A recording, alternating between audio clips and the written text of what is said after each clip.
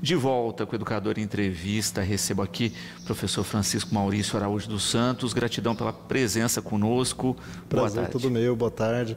Gratidão em estar aqui na TV Educadora com vocês. Luciano, prazer conhecê-lo pessoalmente. Então, feliz aqui em nome do Claretiano, poder conversar com vocês novamente aqui, todos os ouvintes, e as pessoas que assistem aqui à TV. É um prazer imenso. Bom, nós vamos começar falando um pouquinho de Janeiro Branco, não é, professor?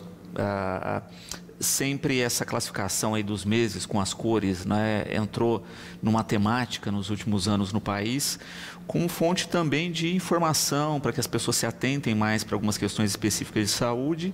E o Janeiro Branco trata de um tema extremamente estigmatizado, cheio de tabus, que é a saúde mental. Pois é, isso mesmo. A gente teve como você bem diz, ao longo dos anos se intensificou, as temáticas aí ao longo dos meses, cada mês com sua temática, alguns meses inclusive se sobrepõem temas, e que são muito relevantes, que trazem essa questão da conscientização.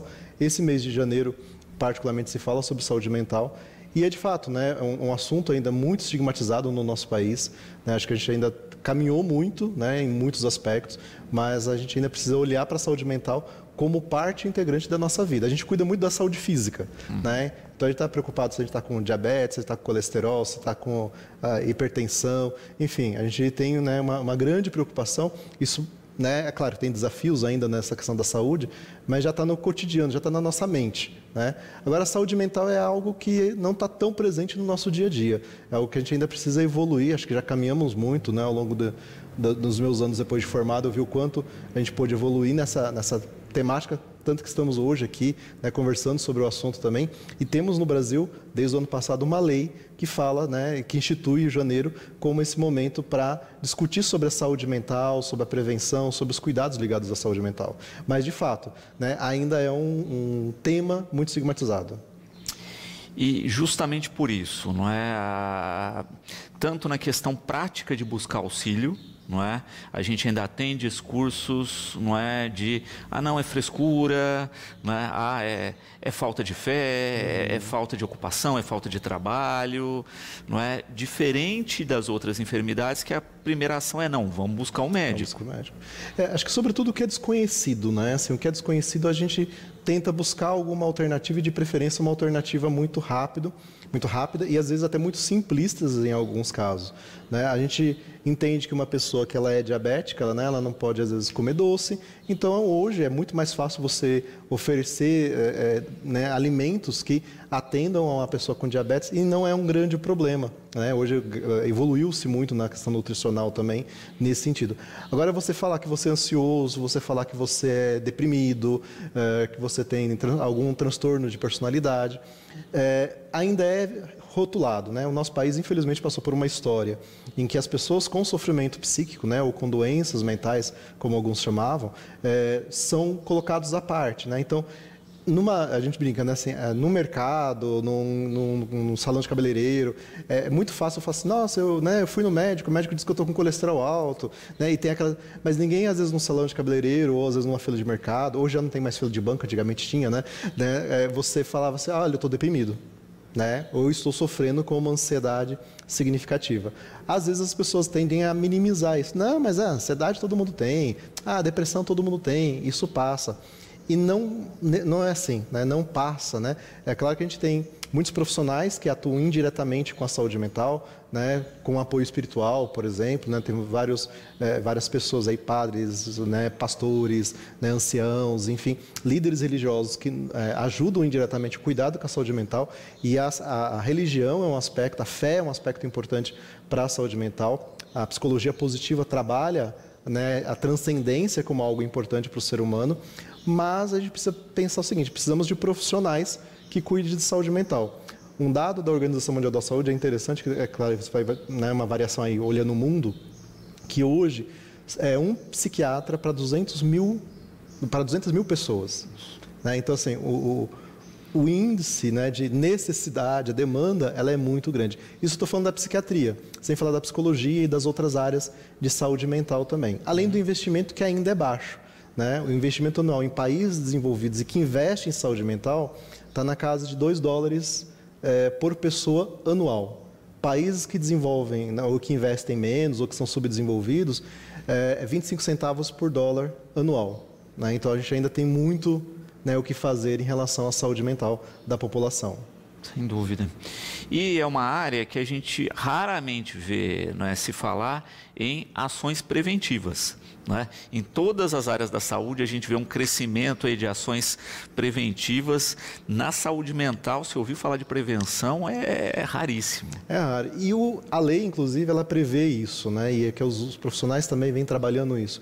O que você precisa fazer? É claro que a gente tem que ter uma atenção, né, muito significativa às pessoas que, por algum motivo, se adoeceram, né, ou encontram-se com alguma questão ligada à saúde mental, desde né, pessoas que são enlutadas, a pessoas com transtornos que precisam ser acompanhados de uma maneira mais próxima, mas a prevenção é o grande ponto aí de partida. E para isso a gente tem muitos profissionais e muitas ações que servem de prevenção. Né? Não é só o psiquiatra, não é só o psicólogo, mas você vai pensar um nutricionista que vai te ajudar na questão alimentar, que isso é um processo preventivo, o educador físico, que além da academia, de outras atividades físicas, vai te ajudar na prevenção. O cuidado com o meio ambiente, né? Aqui em Batatais a gente tem muitas praças, muitas áreas verdes. Né? Então esse cuidado, esse contato com a natureza, por exemplo, eles são processos de promoção da saúde. Só que a gente tem que levar as pessoas a viverem isso, porque às vezes a gente vive muito a doença e esquece que nós não somos doentes 24 horas por dia. Né? Tem partes nossas, algumas, claro, às vezes tem doenças que são crônicas, né? Mas tem momentos no nosso dia a dia que a gente pode apreciar coisas boas e ter momentos de promoção da saúde mental. E também é uma ação contínua, não é? Quando a gente fala também de todos os casos de saúde, não é? Olha, a pessoa está com um problema lá muscular, está fazendo a fisioterapia, etc., né? Algumas vezes por semana, está tomando medicamento, mas sempre tem a instrução de, né, olha, chegando em casa faz isso, faz aquilo, tem uma rotina de ações de acompanhamento. Com a saúde mental também, né? Se você não tiver uma rotina saudável para esse tratamento, não adianta nada só ir lá e fazer o atendimento com um profissional e só o medicamento. É porque você volta, às vezes, para ambientes que te adoecem. Né? A gente está aqui num veículo privilegiado, né, que é a TV.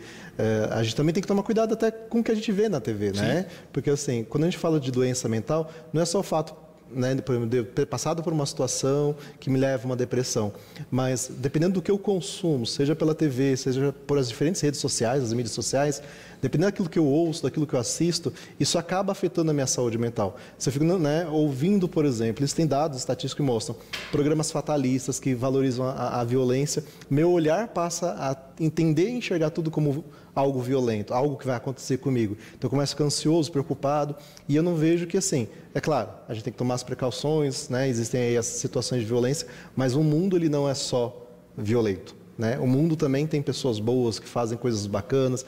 Então, assim, tomar muito cuidado com o que o nutricionista fala, né? A gente tem que tomar cuidado com o que a gente come, né, com o que a gente ingere, mas eu também tenho que tomar cuidado com outras coisas que eu acabo ingerindo no meu dia a dia.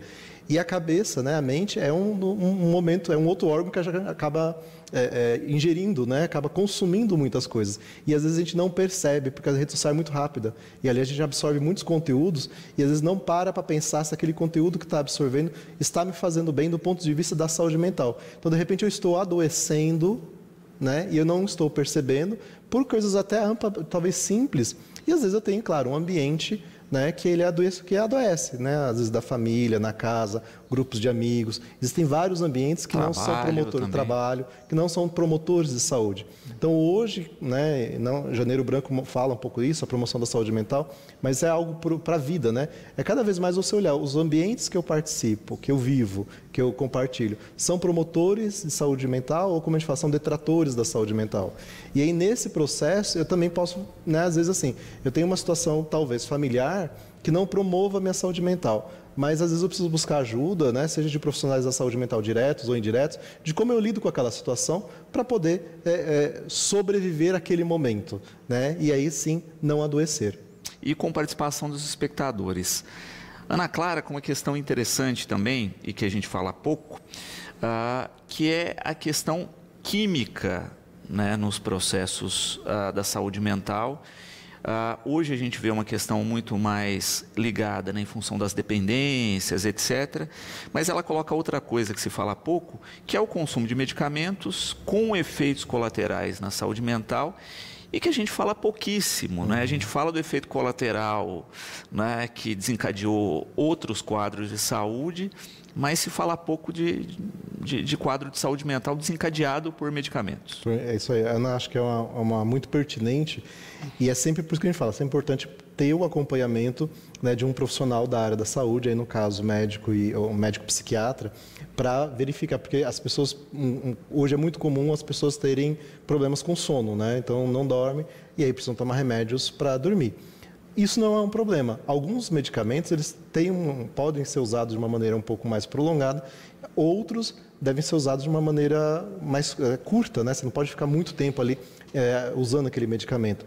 E a utilização, além de causar dependência, né, como todos os remédios, se a gente for olhar lá as bulas, eles vão trazer efeitos colaterais.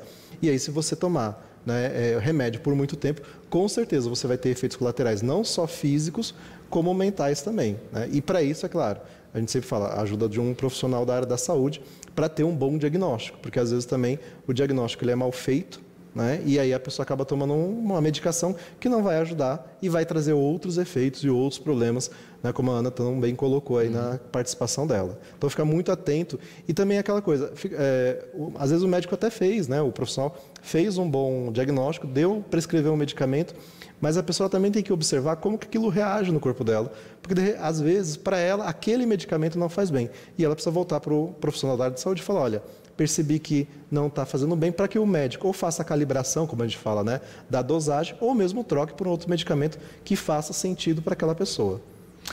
E é interessante porque às vezes as pessoas não ligam o nome à pessoa, né? Em que sentido eu digo isso? Vou ao médico por um outro problema X e tal, e na consulta, você está tomando algum medicamento? E às vezes as pessoas não se dão conta de um medicamento que não é simples. Vou dar um exemplo, eu conversava recentemente com uma dermatologista, não é? E ela falava de um medicamento para queda de cabelo e que gera depressão. Em alguns casos, não é? E que às vezes as pessoas não ligam isso, né? Não conectam isso, e que agora eles estão tendo cada vez mais cuidado ao receitar, de questionar se a pessoa já teve quadro depressivo e avisar para que ela fique de olho no humor, nas emoções, etc., durante o uso. O que até pouco tempo atrás não se fazia, e às vezes a pessoa estava lá e não sabe a causa dessa depressão. Às vezes, por exemplo, você me fez lembrar, tem muitos adolescentes com problemas de acne, né, que é muito próprio da adolescência, e tem alguns medicamentos específicos que ajudam a resolver essa questão do problema da acne.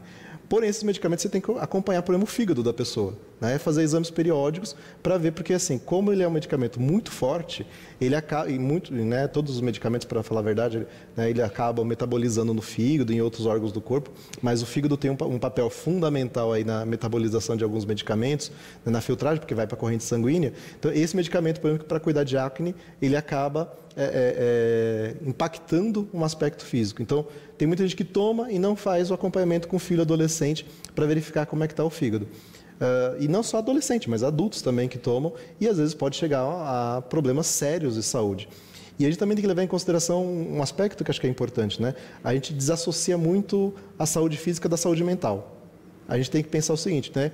Um adolescente ou um adulto que vai fazer um tratamento de acne, né? Usa esse medicamento que melhora, então dá uma melhora na autoestima. Só que, por exemplo, afeta o fígado dele e acaba desenvolvendo uma doença, né, ali na região do fígado, ele vai sofrer com isso também. Quer dizer, ele tem um ganho, né, que é resolver uma questão estética, né, mas ao mesmo tempo ele acaba podendo ter um prejuízo significativo que pode inclusive levar a óbito se não cuidado, né? Então as pessoas têm que ter esse cuidado, por isso que a gente sempre fala muito. Procure sempre um profissional, um acompanhamento, não faça, né, que é um hábito que nós temos no nosso país, às vezes dada a escassez de profissionais, né, não faça o uso de medicação porque o fulano usou e fez bem, vou usar também. Não tome cuidado com esse tipo de coisa, porque aquele medicamento às vezes foi pensado para o quadro clínico daquela pessoa, para outra não. Exatamente, não é? E também de se ter uma abertura maior e sinceridade com o médico, né? No sentido assim, olha, estou tendo tal... Porque às vezes o sujeito quer perseguir um objetivo, né? Olha, quero lá uma pele bonita, não é? E vê que está tendo algum efeito colateral e não relata, não é? Isso com a saúde mental, muitas vezes as pessoas até em função do tabu, né, mascaram muito, né? A pessoa está com dor, ela vai num posto de saúde, ela está deprimida, às vezes ela, não, estou bem, né? Ela tenta transparecer que não está com problema. E, Luciano, acho que aí tem, isso é importante, e tem uma questão também, né? Tem pessoas que, por características até da personalidade, né, que foram forjadas, elas não querem se mostrar frágeis ou se mostrar invulneráveis. Então, às vezes, um pai, uma mãe ou um gestor, ele não quer mostrar que ele também é uma pessoa vulnerável, que ele precisa de ajuda, né? Então, ele fica mascarando, você precisa, né, se tratar, você precisa se cuidar. Não, eu não posso, isso passa, né? Então, minimizar, né, os problemas é um grande mal da nossa cultura. E independente da idade, né? Porque a gente fala muitas vezes do adulto, né? Mas há muitos anos a gente se discute muito a depressão em crianças. Né? E o pessoal sempre fala, mas criança não deprime. Como assim uma criança deprime? A minha infância foi maravilhosa, né? Ou por mais que eu tenha tido um ou outro problema, não tive depressão, né? Me criei. Assim, talvez você não tenha depressão, mas como que estão as suas outras relações sociais, como a gente costuma falar? E a gente tem que pensar que criança. Porque talvez a minha infância, quando eu falo isso, tenha sido relativamente uma infância boa ou mediana.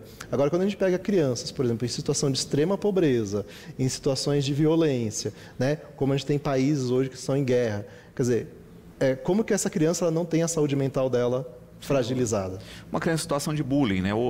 Saiu agora a sanção, né, da legislação que inclui bullying aí, né, no rol de crimes, etc.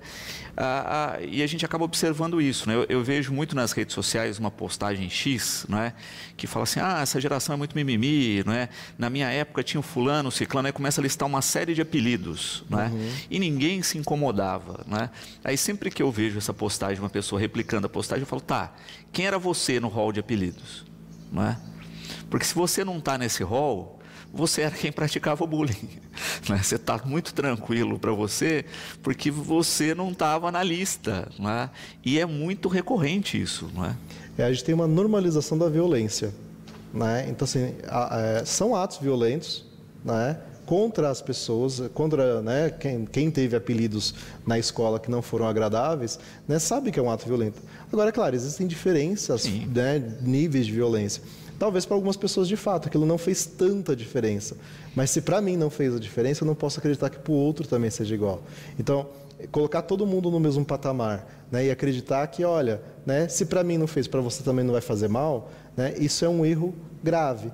Porque, assim, as pessoas são diferentes, a gente precisa entender as singularidades. E me preocupa muito, né, essa questão da geração mimimi, porque eu sempre olho o seguinte, talvez a geração não mimimi, né, ela é uma geração que pouco conhece as suas emoções. Né? E essa geração, talvez, que conheça um pouco mais as emoções, elas têm falado mais. E eu vejo muito isso assim, até quando eu peço para adultos, né, dessa geração mais poderosa, segundo eles, me lista as emoções que você conhece e as emoções que você vive no seu dia a dia. E aí é muito interessante que a nossa alfabetização emocional, ela é muito escassa. Né? Nós não temos um conhecimento de vários tipos de emoções. Né? E tem emoções que nem sabe que são emoções, né? E são sentimentos que estão ali no nosso dia a dia.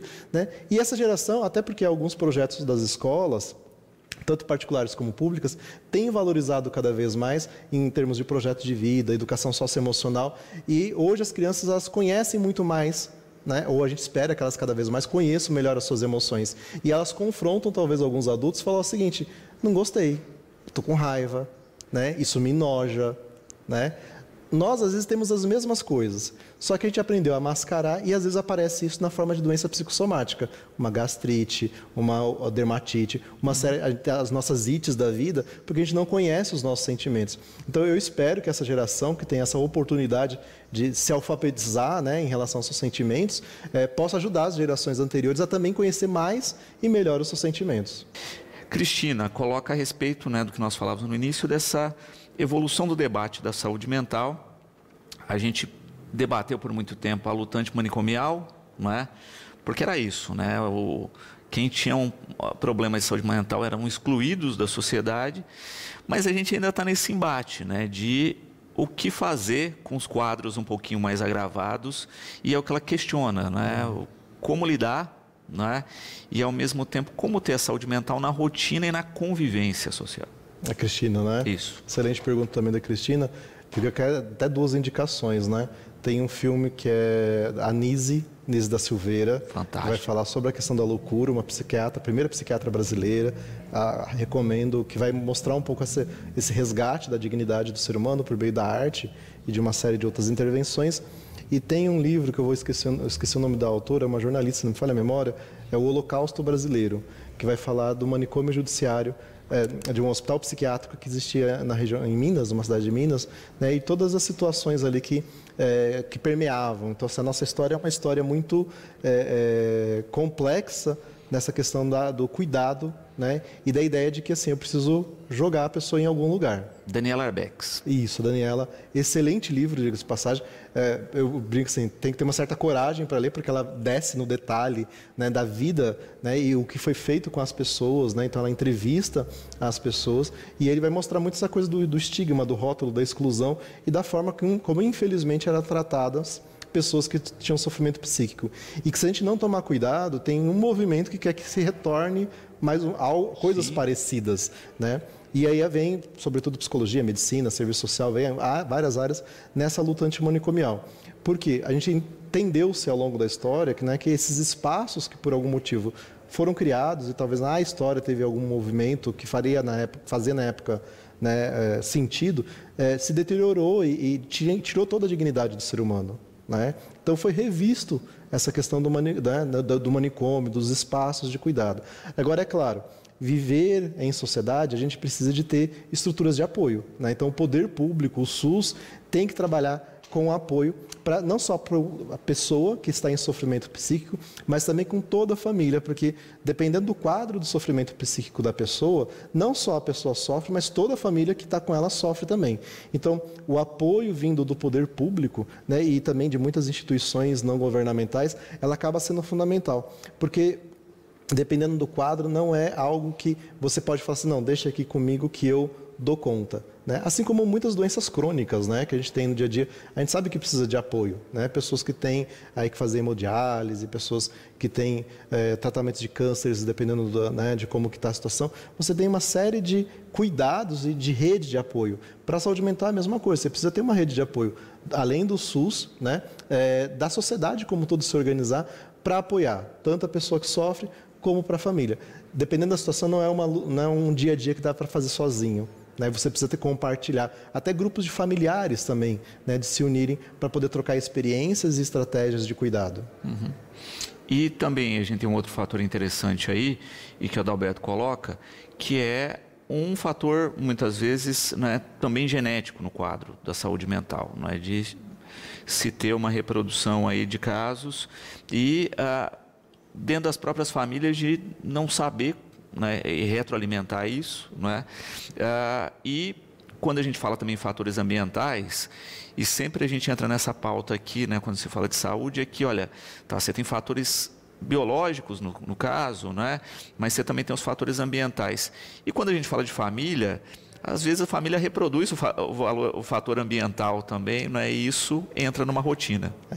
Adalberto, né, que traz a questão biológica. Hoje existe uma discussão muito grande sobre essas questões de ordem biológica. A gente sabe que elas existem do ponto de vista até da saúde mental, mas tem questionado até que ponto elas existem, porque às vezes você pode até falar, por parte de mãe ou de pai, tem pessoas com histórico de sofrimento psíquico. Talvez de um lado tenha, de outro não tenha. Né? E você é um sujeito formado biologicamente por esses dois lados. Uhum. Né? E além das influências do meio também, que mexem com o nosso aspecto biológico. Então, hoje também não se descarta a possibilidade, mas se tem questionado até que ponto o aspecto biológico genético ele é um fator determinante ou significativo para determinadas doenças até de ordem de saúde mental e até físicas também. Então, a nossa cultura está se revendo um pouco o papel, né, da biologia, da herança genética nesse processo. Sabemos que tem, não se nega isso, né, mas a gente está tentando entender até que ponto vai. E aí uma coisa que é muito interessante nisso que o Adalberto coloca, que a gente fala de herança genética biológica e a gente não fala de herança genética psicológica. Né? Então eu falo muito assim, né, na aula de biologia, né, um pai com essa altura, com essa cor de pele, a mãe com essa altura, essa cor de pele, junta lá, faz a conta, como que vai ser o filho, né? Então, antigamente, pelo menos, se fazia bastante isso na escola, né, para estudar, para a gente falar. E às vezes a gente olha, fala, nossa, de fato, junta essas duas pessoas aqui, deu essa terceira pessoa que guarda características físicas e biológicas do pai. Só que a gente não se pergunta, por exemplo, quais são as características psicológicas dos meus ancestrais, do meu pai, da minha mãe, dos meus avós, e que hoje repercutem na minha vida. As escolhas emocionais, as emoções vividas, porque às vezes meu pai ou minha mãe vivia uma emoção, um processo muito intenso. Como que isso repercutiu na minha vida? É muito comum, às vezes, chegar no médico e o médico perguntar, tem alguém que é hipertenso na família? Tem alguém que é cardiopata? Né? E aí faz a anamnese, que é importante. E às vezes a gente não esquece de olhar o seguinte, mas tem alguém que é deprimido na minha família? Né? Porque pais deprimidos têm um impacto na vida dos seus filhos também. Uma ansiedade patológica, né? Porque tem aquela ansiedade que ela é normal, né? Mas aquela ansiedade fora do normal, então, assim, são doenças, né? Questões ligadas à saúde mental, ao sofrimento psíquico, ou mesmo à forma psíquica, né? Emocional que os nossos pais e a nossa família têm, que a gente para e às vezes não reflete muito. Mas espera aí, quem eu sou, que herança me deram do ponto de vista emocional, do ponto de vista da saúde mental? E aí é interessante a gente falar do fator ambiental também, não é? Porque é isso. O sujeito chega lá, tá com... A família tem um quadro diabético, né? Aí você vai ver a rotina alimentar da família, não é só herança genética, mas você vê que foram educadas para comer de maneira equivocada, não é? Há gerações isso está acontecendo. E como você bem colocou, nós temos uma educação emocional. Se essa educação emocional é num ambiente que cria uma ansiedade que não existe, é lógico que essa criança tende a seguir o exemplo. Sim. E esse ambiente, esses dias eu estava vendo, né? Até coisas de casa, né? Vai longe, né? Quantos talvez na festa de final de ano e no dia a dia, né? Nas ceias de Natal, ceias de Ano Novo, as pessoas, às vezes os adolescentes e adultos, inclusive, eles almoçam ou têm a ceia vendo os seus próprios celulares, né? Então, assim, hoje a gente tem uma reorganização, às vezes, da família em torno não da refeição, mas do celular. E eu sequer vejo o que eu estou comendo, né? Porque assim, eu estou tão ligado na tela, em consumir outra coisa, que eu não tenho tempo de mastigação, de apreciação da comida, né? De trocas e conversas, né? Entre outras pessoas da família, porque está todo mundo conectado, né? Seja a criança vendo os youtubers delas, né? E ali se divertindo, que aí o adulto fala, não precisa tirar, mas é o adulto também vendo os WhatsApps e respondendo os WhatsApps na hora do almoço, que é o exemplo também que dá para a criança. Então, assim, o quanto às vezes, e aí eu não estou falando demonizando, né, o celular, mas o quanto a gente consegue ter um equilíbrio dessas coisas e que estão no ambiente, né? Quantos nós não cuidamos, por exemplo, mais da rotina de sono, seja a nossa ou quem tem filho, né, dos filhos, que ela é fundamental para a saúde mental. Se você não dormir bem, você não fica bem, né? Seja para as questões físicas, para o trabalho, você adoece, né? E não existe o Tedros da Organização Mundial da Saúde, ele fala o seguinte, não existe saúde se não tiver saúde mental. Em tudo está a saúde mental. Então, assim, se eu não cuido da minha qualidade do sono, se eu não cuido da qualidade de comida, se eu não cuido de um ambiente limpo dentro de casa, né? Se eu não tenho uma casa organizada, né? E aí eu não estou dizendo que precisa ter a melhor casa do mundo, mas uma casa minimamente organizada, né? Eu não consigo organizar mentalmente. Então, muitas vezes as pessoas falam, né? Minha vida é organizada. E a desorganização mental ela é tamanha que ela está fora, ou às vezes o que está fora desorganiza o que está dentro. Né? Então você precisa ter esse processo de reorganização na medida do possível, que tem situações que são muito difíceis, né? Mas de organização da sua vida. Né? As pessoas não querem viver mais de rotina. É necessário uma certa rotina. Né? É necessário ter dentro de uma loucura, a pessoa assim, mas não dá para ter rotina. Então, essa é a tua rotina. A ausência de rotina é a sua rotina. Então, dentro da sua falta de rotina, que grandes coisas você pode fazer para ter marcos, né? Então, pelo menos um momento de refeição, dentro da sua loucura, você vai se dedicar, você tem direito a isso, né? Você tem direito ao seu período de sono, a um ambiente bacana, né? Assim, adequado para você dormir. Então, coisas mínimas dentro, às vezes, de um lugar que às vezes não é favorável, para que eu possa melhorar a minha qualidade de vida, melhorar a minha saúde mental, né? Eu brinco, desde arrumar a cama, né? É fundamental, coisas muito simples. E que está no perfil básico de saúde que a gente cai de novo, né? Bom sono, prática de exercício, alimentação saudável, criação de um ambiente saudável, né? Isso vai te dar ou te capacitar, né, para ter um pouco mais de qualidade de vida e de saúde mental, mas ainda bato na tecla que você coloca aí, que educação para a saúde mental, que a gente está ainda distante disso. Bem distante. Eu tinha um professor que ele brincava que alguns A's são fundamentais na nossa vida, né? A alimentação, como você falou, né? Ar, né? Você poder respirar e ter qualidade no ar, e água, né? A gente esquece que a gente precisa beber água, né? E refrigerante não é água, né? Suco não é água. Então, ele fala, a gente precisa cuidar de coisas que são... E o que é simples dá trabalho, né? Comer coisas, né? Às vezes dá trabalho. Tomar água, que entre aspas é fácil, às vezes dá trabalho. Então, você começa pelo simples, né? Que você vai conseguir, a partir do simples, criar, né, situações para que você possa ir para uma atividade física, pode fazer, né, os seus exercícios, né, você vai cuidando das coisas. E também pensar o seguinte, existem uma possibilidade imensa, né, um rol muito grande de coisas boas que a gente pode fazer. O que te faz bem?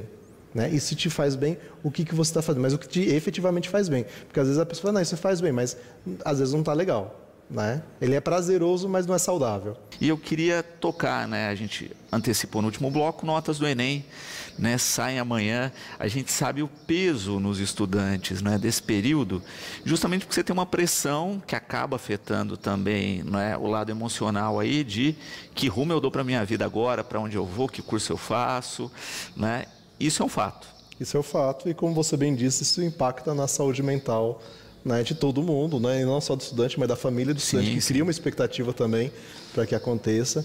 E o Enem, então, a nota sai a partir de agora, e a gente sabe que é uma grande porta de entrada para muitas universidades, então, com certeza, tem muitos alunos, né, do ensino médio, enfim, que fizeram Enem, que devem estar perdendo o sono por esses dias, em crise de ansiedade. E eu falo, é legítimo, né, só não pode deixar... extrapolar, mas toda a emoção, todo o sentimento ele é legítimo, ele precisa ser vivido. Mas é isso, ele sai amanhã, né, e aí o aluno ele pode se inscrever a partir das suas notas nas faculdades e universidades que ele escolheu, né? O Claretiano também faz parte desse processo, em que se o aluno quiser usar a nota dele do Enem, para o ProUni ou para o FIES, ele também pode usar a nota. Ele tem que ficar muito também de olho na data da abertura do ProUni, que tem um calendário muito próprio, e na abertura do FIES, né? Atualmente, quem já tem FIES está renovando, né, o processo de FIES e vai depois abrir para os novos candidatos ao financiamento estudantil. E quem tem ProUni também, até o final de fevereiro, mas fiquem atentos, acompanhem, né, esse processo, deve sair já a abertura do processo. E isso você consegue na plataforma, né, o estudante consegue olhar na plataforma própria do ProUni e do FIES, mas do Enem entrando no gov.br. Se por acaso lá esqueceu a senha, é só colocar lá, esqueci a senha, coloca o CPF, que consegue resgatar a sua senha para poder fazer o acompanhamento dos resultados também. Muito bom. E é também interessante, né, conectando aqui com a questão da saúde mental, a gente fala disso, né? Uma ansiedade muitas vezes na família, não é? Parte da família às vezes que não quer que esse jovem, que essa jovem vá para muito longe, né? Quer mais próximo, né? Então isso também gera uma tensão. Às vezes esse jovem quer ir para longe, né, para ter um pouquinho mais de liberdade, etc. E também uma questão de pensar futuro. Não é? E que sempre que eu converso assim, eu sempre falo assim, olha, hoje a gente tem muito mais oportunidades que no passado, né? A gente tem muito mais a questão de, por exemplo, evasão, não é? A gente tem uma evasão grande no ensino superior, mas é uma evasão que faz uma curva porque, olha, evade de tal curso e vai para o outro, né? Se forma muito jovem hoje, né, no segundo grau e já tem que definir a vida e depois vem que não é bem assim, né? Que tem ou ao mesmo tempo de ter uma oportunidade hoje que no passado não se tinha, de olha, me formei, fiz uma carreira em determinada área e depois, olha, vi que também gosto de tal área, também estudo lá e traço uma carreira ali também, né? Isso está cada vez mais rotineiro. Isso. Mas você me faz lembrar que a gente está numa transição, né, de gerações e muito rápido, porque na minha geração, assim, você tinha que escolher a faculdade que você ia... e seria essa carreira para o resto da vida. Exato. Né? E o jovem hoje, você fala assim, você quer uma coisa para o resto da sua vida? Né? A maioria já fala, não, assim, o resto da vida é muito tempo, né, para pensar. Então, e é esse o caminho que a gente tem trabalhado muito para os jovens, né? E eu sempre falo muito, né, para jovens que estão em processos, estude, né? Mesmo que você está em dúvida, estuda, né? Estuda porque assim, você não sabe aquilo que você pode usar com o seu conhecimento. Porque hoje você pensa assim, né, fazer psicologia. Então você tinha a ideia de que psicólogo clínico é empresa. Mas hoje você tem um leque imenso Exatamente. De que você pode atuar dentro da psicologia, como de tantas outras áreas também que você pode escolher. Nutrição, educação física, biomedicina, né, música, né? Então assim, existe uma infinidade. Então você fala assim, na dúvida, estuda. E é cada vez mais comum também as pessoas fazerem uma segunda graduação, né? No Claretiano nós temos muitas pessoas numa segunda, numa terceira, numa quarta graduação. Porque, primeiro, que as pessoas entendem que a formação, ela literalmente, ela continua ao longo da vida, ela não se acaba na faculdade, naquele curso que a gente fez, Sim. E que, às vezes, um conhecimento conecta com outro conhecimento, aí ele vai para uma área profissional e fala, poxa, né, eu fiz tal curso, né, eu fiz administração, mas seria muito legal eu, né, me formar em contábeis, porque a empresa que eu trabalho hoje tem uma questão contábil ali que seria legal, né, entender. Aí eu fui fazer engenharia, mas eu posso pensar em arquitetura, né, eu fiz pedagogia, mas eu posso buscar uma outra licenciatura e fazer uma segunda licenciatura que complementa não só a minha formação, mas amplia o meu mercado de trabalho, a minha atuação no mercado de trabalho. Então hoje não tem mais essa visão muito determinista, né? Fiz isso e é isso para o resto da vida, né? Não, você pode ir ao longo da sua vida e até se espera, hoje tem alguns dados que mostram que você pode reinventar a tua carreira ao longo da sua vida de tempos em tempos. Então, estuda. Eu falo assim, na dúvida, estuda, Exato. Né? Porque a gente não sabe o que a vida nos reserva, né? E aí você olhar e falar, poxa, mas tal curso é legal, faça um outro curso, né? Porque a gente vai cada vez mais, é um dado importante, né? A nossa longevidade tem aumentado, né? Então a possibilidade da gente ter múltiplas experiências profissionais, ela também cresce com esse processo. E é interessante porque há algumas décadas a gente já ouvia falar assim, olha, vão surgir dezenas, centenas, milhares de novas profissões, e aí se pensava nisso, né? Mas vai ter curso para tudo isso? E a gente acaba observando que, em alguns casos, sim, mas na maioria das vezes é segmentação das profissões que já existem, não é? Você tem um eixo principal, e aí dentro desse eixo você consegue depois segmentar. Então, como você falou, às vezes não é tanta novidade. Tem algumas áreas que vão surgindo que são novas, né? E outras acabam, né, sendo deixadas de lado no sentido que não fazem mais sentido, mas que é importante é isso, você olhar o seguinte, olha, né, faço um curso tradicional, digamos assim, isso me abre possibilidades para cursos não tão tradicionais ou para áreas de atuação que não sejam tão tradicionais assim, né? E ou você pode optar em fazer cursos mais inovadores, né, que estão no mercado, mas que também tem que ter um processo de reflexão no sentido assim, eles são inovadores, no sentido de que ele atende a uma demanda do mercado ou às vezes é uma coisa muito pontual que daqui a pouco deixa de existir, dada a evolução que cada vez mais a gente tem, né, de tecnologias, de uma série de áreas, daquilo que hoje funciona, daqui a algum tempo talvez não funciona. A gente sabe que algumas coisas vão evoluir, mas elas não vão deixar de existir, né? A medicina vai continuar, a administração vai continuar, a comunicação vai continuar, né? A forma com que cada uma dessas áreas vai atuar, ela pode modificar, mas ela vai permanecer em termos de formação. Exatamente, né? E o processo teórico, várias dessas ações que são a estrutura básica aí da maioria dos cursos vão continuar, né, como mote aí. Também quando a gente pensa nessa questão da nota do Enem, ela abre uma coisa que não existia muito no passado, que antes você fazia o vestibular para determinado curso, né? O Enem te dá uma nota que depois você vê o que você vai fazer com ela, né? Isso acaba prorrogando um pouquinho mais a escolha. E aí, justamente isso que eu ia falar, é como nós estamos acostumados, ou como nós acostumamos os nossos filhos a escolherem, né? Porque às vezes passam a vida inteira assim, exercitar o direito da escolha, né? Ou a capacidade da escolha, e aí quando chega na nota do Enem, ele tirou uma nota que abre né? É quase um cardápio, né? Um leque imenso de oportunidades, e aí você fala para ele, agora você escolhe. Mas ele fala assim, mas eu nunca escolhi na minha vida. Né? Então isso também faz parte de alfabetização emocional, de saúde emocional, eu preciso exercitar desde muito cedo né, no meu filho, né, a capacidade dele escolher, porque diante de uma nota do Enem que abre essas oportunidades, ele faça uma escolha consciente, ele saiba escolher. E aí, quando ele vai fazer a escolha, ele vai pensar o seguinte: eu preciso ir para longe, eu preciso ir para perto, custo-benefício, por que eu quero ir para longe?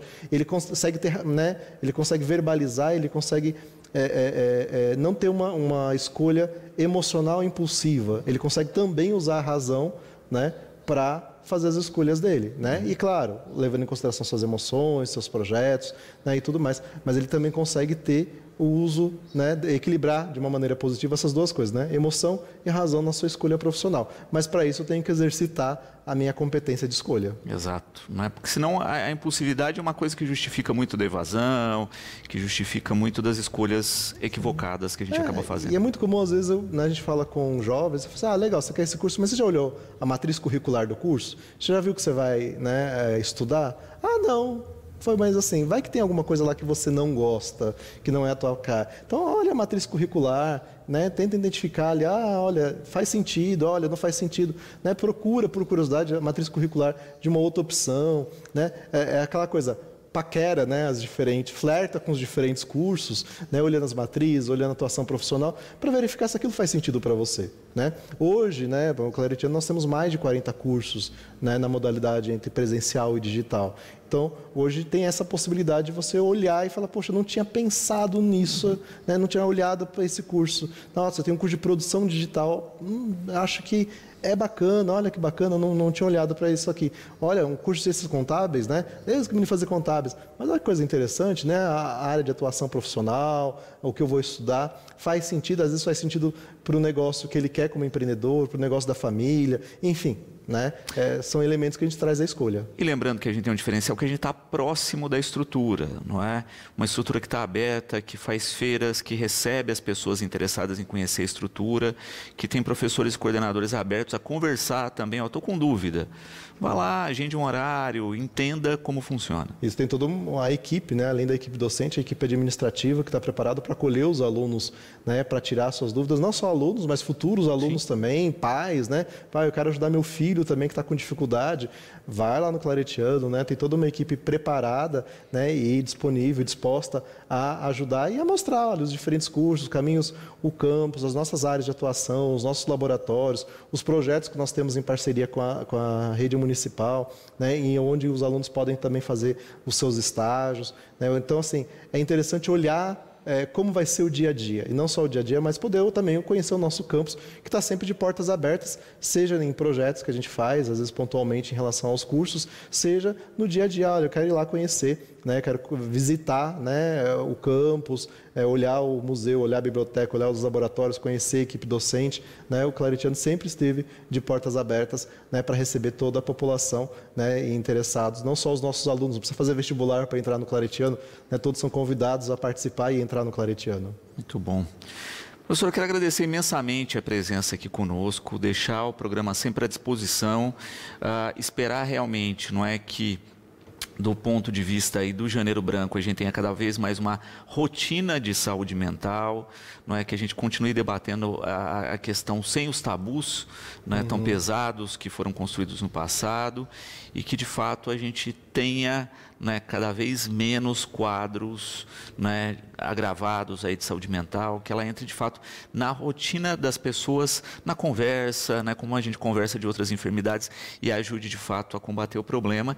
E esperamos aí, né, que os alunos que estão nos assistindo aí, que estão ansiosos, consigam aí frear a ansiedade, né, tenham boas notas. Sim. E consigam atingir os seus objetivos aí na universidade.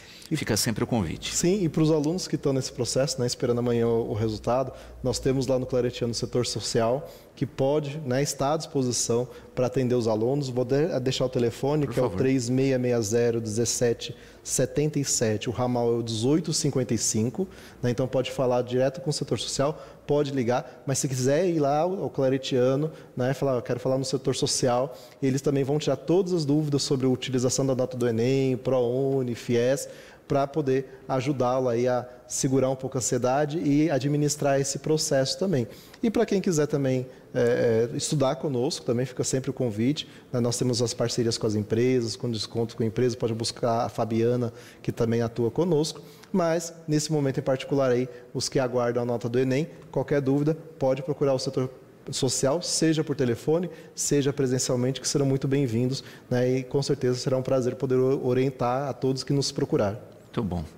Gratidão imensa aqui pela entrevista e fica sempre o convite para Eu que agradeço, sempre a abertura e a possibilidade de estar aqui com vocês e desejo a todos aí um bom janeiro, um bom início de ano e saúde mental para o ano inteiro. Exato.